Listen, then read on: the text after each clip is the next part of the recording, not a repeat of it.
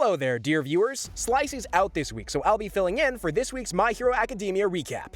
The excruciating wait is finally over. Last week, My Hero was on break, but now that drought has been broken with Chapter 370, titled His Story. Immediately, we continue with Spinner's narrative. After all, he was teased in the last chapter. It's a flashback that shows how poorly he was treated as a mutant. Besides that, there's a quick visual reminder of Spinner's quirk. Before All For One gave him his arsenal of abilities, Spinner only had Gecko. The quirk itself grants a lizard-esque appearance and the ability to cling to walls, which may come in handy considering how gigantic Spinner is. Either way, the flashback showed people would throw rocks and threaten him. They'd shout, "Mutants shouldn't leave their homes. I can't believe they have tainted blood." In fact, the non-mutants state that no matter how the world changes, mutants will never be accepted. While it does remind me of X-Men, more importantly, it's an important setup. Hori has been sitting on Spinner and the mutant revolution for some time. It was originally set up during MVA, so it's been a long time coming. Granted, I feared it wouldn't get development like this. My biggest concern was Spinner being sidelined. He's grown into who he is, but he's still a side character. That aside, Spinner also remembers something else during his flashback. He's looking at a vast ocean. The scene itself takes me back to Eren when he looks over the sea. Whether that is intentional or not, we'll just have to see. That being said, let's jump back into the present. Well, as close to the present as we can get. Right after Dabi's defeat, Spinner and his mutant army are still in front of Central Hospital. There's a familiar face amongst them. An unnamed female villain from the Vanguard Action Support Regiment is next to Spinner. I wasn't expecting to see her again, but she isn't the only mutant from that squad. Fun fact, they're marching with the heads of the Creature Rejection Clan on poles. Very metal. I guess Spinner wiped off the rest of the CRC. Not only that, but it's revealed All For One orchestrated this invasion. He wanted to steal Kurogiri back because he's considered to be the high-end Nomu closest to perfection. He could both use his quirk and had human-like intelligence, a sentient weapon for the villains. Plus, the villains are low on Nomu right now anyway. It'd be a win-win to get Kurogiri. Though I do wonder how that would affect present Mike. We haven't really seen how he's reacted to Kurogiri. I'm hoping this change in environment will explore that. Unfortunately, Spinner's army must go through the heroes first. Formidable foes considering there are countless mutants and Spinner himself is pumped full of quirks. Besides an obvious strength-enhancing ability, he's also gigantic. Spinner has shed his meek, stained cosplayer identity for something akin to Giga. To put it simply, he's a monster now, which is pretty clear based on his appearance. His eyes themselves are wild and crazy. Besides being a hulking villain of a man, he's constantly drooling. It's as if his body can handle the quirks, but his mind can't. Could his body eventually give out from the stress? However, Spinner isn't the only star. We once again see the masked mutant from the previous war arc. The mutant army also has several civilians, which must make stopping them all the more difficult. This level of chaos could mean heroes accidentally wounding civilians. They could be a bargaining chip for the villains. Sheer numbers are on their side too. This massive revolution wouldn't be complete without a multitude of members. With someone like Skeptic, spreading propaganda to raise their army was easy. I originally thought the villains outnumbered the heroes, but the numbers are just insane. Spinner's army is 15,000 members strong. They've packed into the street, completely taking it over. Ruined buildings stand along their path. All the while, they yell for others to make space for their leader, Spinner. Speaking of, we can finally see exactly how big he is. His stature literally dwarfs a bridge behind them. But if there are 15,000 mutants, how many heroes are there? The answer is not enough. Out of the combined forces of the police and heroes, there are exactly 200 there. A small portion in comparison to the massive mutant army. Though let's give a quick refresher on who exactly is there. Present Mike, Shoji, Rocklock, and Koda are all present. Jumping above the rowdy crowd, Present Mike thinks back to his friend Shirakumo. Sadly, his high school friend is a part of the patchwork person that is Kurogiri. Just as he's right above the crowd, Present Mike unleashes Loud Out Shout. While it may be a new move, it's also plausible that this is just loud voice. Either way, the shockwaves are immediately countered by a rather meaty villain. Using his own body, he blocks the attack. It catches Present Mike off guard enough for a shark-esque villain to charge him. This moment really genuinely had me thinking we'd have a Midnight Part 2. Thankfully, he's quickly saved by Koda's crows, and it was just in time too. The shark mutant's charge literally shatters the window behind Mike. Kota then asks his mentor if he's hurt, and I must admit that while he's not the most important nor popular character, it's a treat to see him care so much in all this chaos. Mike thanks him as Kota realizes Shoji isn't with them. Due to the disorganized fighting, he's been separated from their group, which is bad news. Even though he's a mutant, it's likely Spinner's army will still see him as a threat, maybe a traitor too.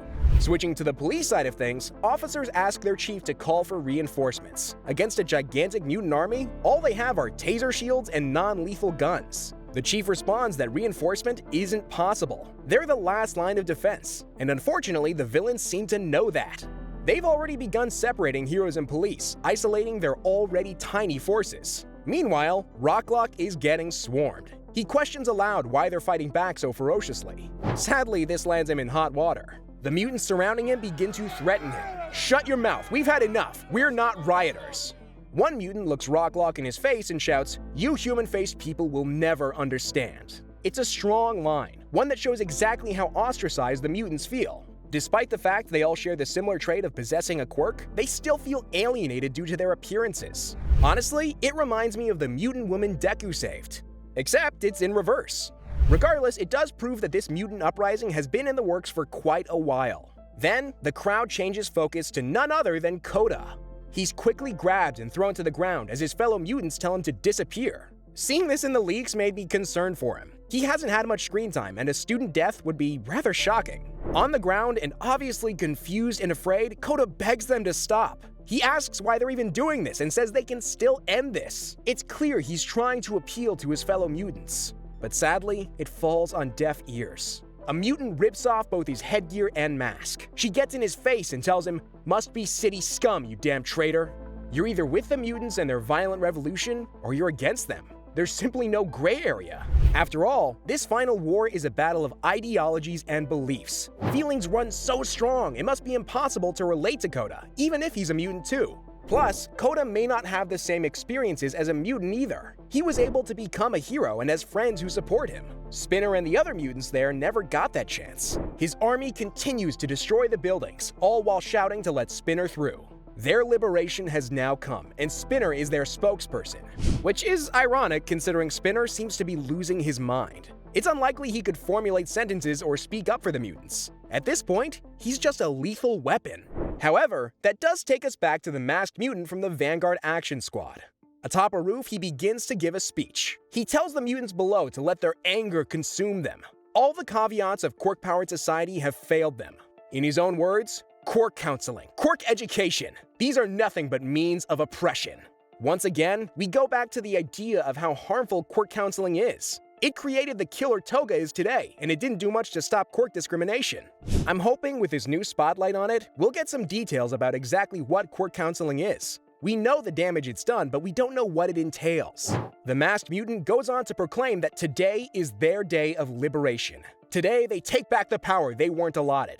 The army below agrees with him, shouting again for Spinner. During his speech, the masked mutant also names specific incidents such as Order 66 and the Great Jedi Purge. It's clear both are Star Wars references, which Horikoshi is a big fan of. As an Easter egg, Order 66 refers to contingency orders within the clone troopers. They were instructed to kill every Jedi without discrimination because they were branded as traitors. Does this mean there was a similar situation, like a mutant genocide? Maybe. After all, they're still an immensely hated population.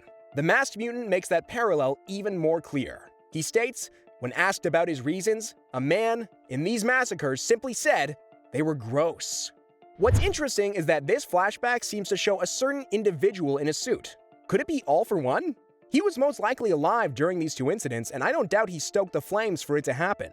We also know he rose to power by taking away quirks people deemed abnormal or a nuance.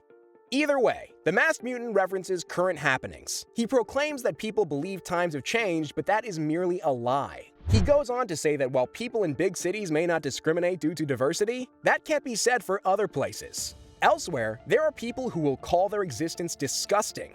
Just as he says this, the mysterious villain removes his mask. His face is similar to a spider and completely inhuman.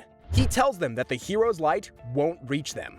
So they have to create their own light. They have to shine by themselves. The mutants have been in the shadows for so long. Now is the time for them to come out. Honestly, when I first read this as a leak, I thought the wording was interesting. Referring to heroes helping as a light was weird to me because Toru, the invisible girl, is a hero and can refract light. It makes me wonder if she'll somehow come into play here, especially because she's a mutant as well. But let's get back to Spinner, the heroes, and his army. The mutant from Vanguard asks the crowd if they ever felt as if they'd be better off without their quirk. Meanwhile, we see snapshots of Present Mike, Rocklock, and a now bloodied Kota as they fight the mutant crowd. As an image of Spinner on a flag with the word "Spinner is our voice" can be seen. I guess All For One used Spinner merch to bankroll the war.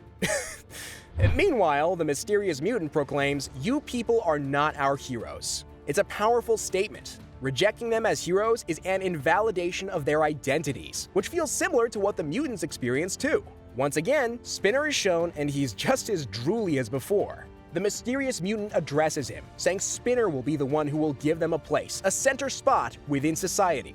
Despite the heartfelt speech, Spinner can't even recognize what's being said. His mind has been completely overrun with the quirks in his body. His inner narration reveals that it's even hard for him to think. Forming words, little sentences takes so much effort out of him, which Spinner realizes as well. He can tell his mind has been struggling since All For One blessed him with quirks. Is this also what Gigantomachia experienced? We know how simple-minded he is, and I can't imagine the agony of your mind changing like that. Yet Spinner endures this for the destructive future Shigaraki wants. Talk about bromance to the extreme. The mutant lizard notices a pair of cops in front of him, one of which has a mutant quirk. Though Spinner won't discriminate against traitors, he decides to do as All For One instructed and swings his sword down on them. Thankfully, Shoji attacks him before the hit lands. He unleashes a barrage of blows with Octo Blow. The panel itself reminds me of that one iconic JoJo scene. You know, the Star Platinum impression, "Ora, ora, ora!" The mysterious spider villain is shocked by this, while others call out to Spinner. Mutants flank Shoji, calling for his death and proclaiming him to be a traitor. They all grab him and begin to beat the young hero down. Though they cannot break his spirit, Shoji asks the mutants what attacking the hospital has to do with their revolution. He goes on to say that at Jakku, the heroes evacuated patients and staff first thing before their operation. Yet he wonders if the villains gathered have even thought about that. Surely there would be staff and patients that are mutants as well. He chastises them for not thinking about that. Then we have a Spinner parallel. Shoji thinks back to the past. He's injured and looks pensively at the ocean. Where his wounds came from is unclear, but either way, it's a painful memory for Shoji. Back in the present, the mutants around him continue to beat him. Yet this doesn't break Shoji's resolve. With his face now unmasked, he looks at Spinner and exclaims, "If the answer is no, I will never forgive you." The flavor text for the end of this chapter reads, "The young man screams, blowing away the darkness." So maybe, just maybe, Shoji can get through to some of the mutants there. Perhaps he could show he isn't a traitor and that they can coexist with non-mutants. But unfortunately, that just about wraps up the chapter. There isn't a break next week, so I'll catch you all again for another recap. As always, I'm Jack Stansbury. Peace out.